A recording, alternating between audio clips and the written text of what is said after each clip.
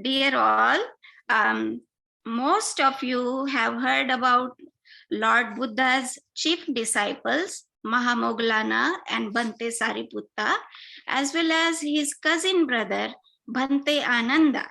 But we don't hear much about Bhikkhuni Sangh. So today, being this is a March month, and as we are celebrating Women's History Month, I like to bring you couples from Therigatha. Therigatha is the 9th book of Khudak Nikaya.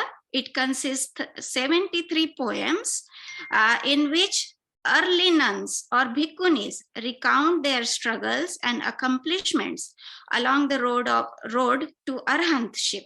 Their stories are told with often heartbreaking honesty and beauty, revealing the deeply human side of these extraordinary women, and thus serve as inspiring reminders of our own potential to follow in their footsteps.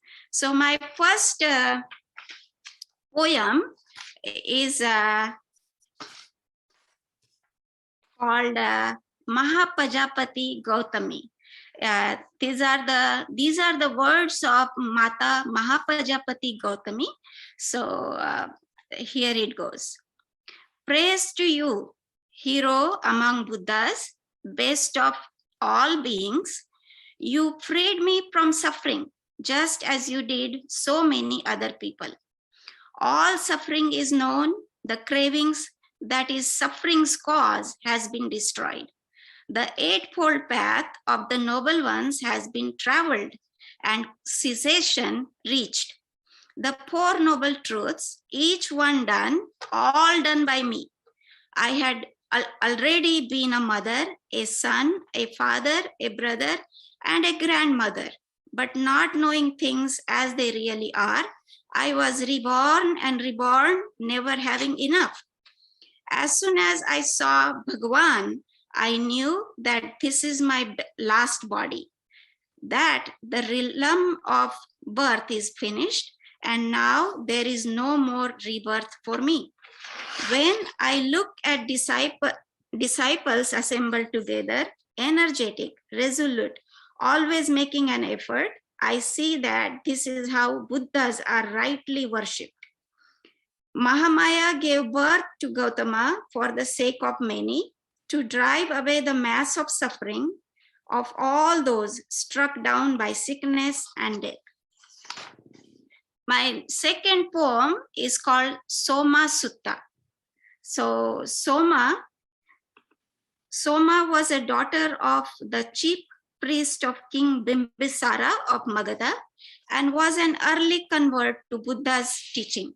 She spent many years as a lay supporter before eventually becoming a nun and achieved awakening. Like so many of her sisters, not long after joining the order. So this is the Soma Sutta is the exchange between Soma and the Mara, and the story goes like this.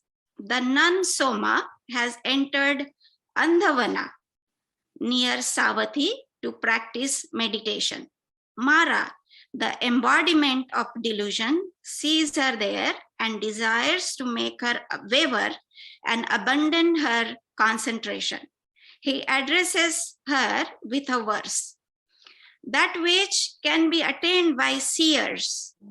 Sorry, let me read that in a different way.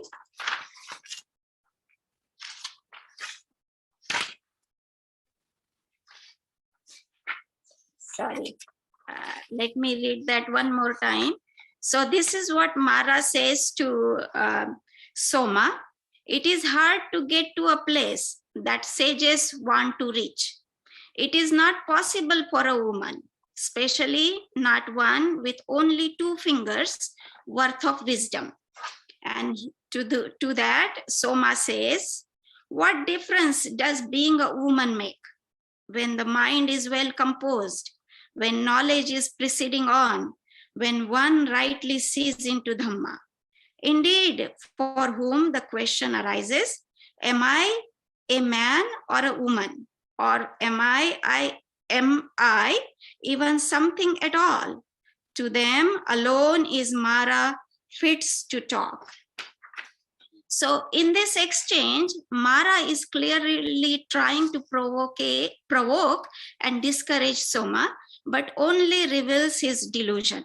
Soma not only refrains from getting offended, but calmly points out how ludicrous the statement is when viewed in light of Buddha's higher teachings about the nature of personhood. So these are the elderly nuns. We are listening to their stories. This is another poem, and this is about Bhikkhuni Dhammadina. She says, she who has given rise to the wish for freedom and is set on it shall be clear in mind. One whose heart is not caught in the pleasures of the senses, one who is bound upstream will be prayed.